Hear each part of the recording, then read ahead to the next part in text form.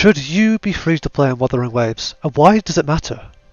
There is a big difference in difficulty between a free to play player and a spending player. Overspending can trivialize the content. It reduces the skill and strategy requirements and can end up leading to less satisfying moments. The feeling of beating hard bosses and overcoming without spending can offer a greater sense of achievement and satisfaction, but when you start to spend, you permanently lose that possibility. You'll end up with a lot less of an incentive to play the game. When you buy your way to success, you will lose the reasons to explore alternative ways to play the game. For example, if you overspend to make a character OP, like adding constellations in Genshin Impact or Eidolons in Honkai Star Rail, other characters will end up lacking in comparison to them. Therefore, you end up mentally locking yourself into playing that character, because no matter how much you invest in other characters, without real money, they will just never be as useful unless you spend as much money on them as you have previously.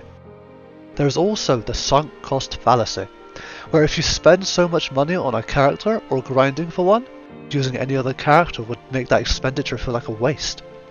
Locking yourself to the characters you have spent on leads the game to be more monotonous, and over time will become a less engaging experience. Spending money speeds up progression.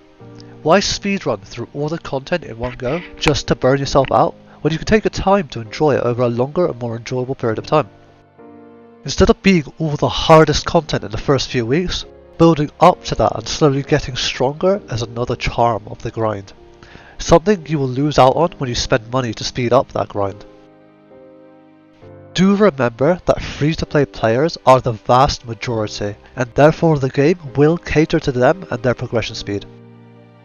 Gacha games are just plain expensive. The amount of money gacha games will want you to spend is downright extortionate. In Honkai Star Rail or Genshin, you will get a 5-star character at around 75 pulls or wishes, with a 100% guarantee on 90, just for a 50-50 chance.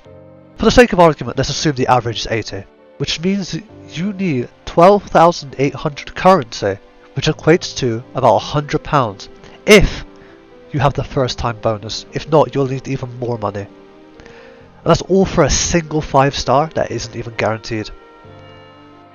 Here are some brilliant games you can spend hours on for merely a fraction of the price.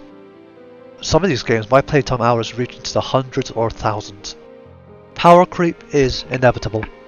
Characters will always be power crept. It is the nature of gacha games. If you spend for meta, you will always be disappointed, as it is very, very rare they stay in meta for extended periods of time. Need an example? Well, back in Genshin 1.0, Diluc was considered the best DPS, Chi-Chi a must-have healer. In Honkai Star Rail 1.0, Bailu was considered a unit which would change your entire account if you had her. These characters that were once highly regarded, and there are more that I've obviously not mentioned, have been greatly power crept by newer and objectively better characters. Now, you could say that these are all standard banner characters, and of course they will get power crept. Okay, sure. Then how about Honkai Star Rail's first and one of year one's most profitable limited banner characters, Seela? 4 entire damage dealers, and you could argue 7 here, have been released since Seela that outrank her.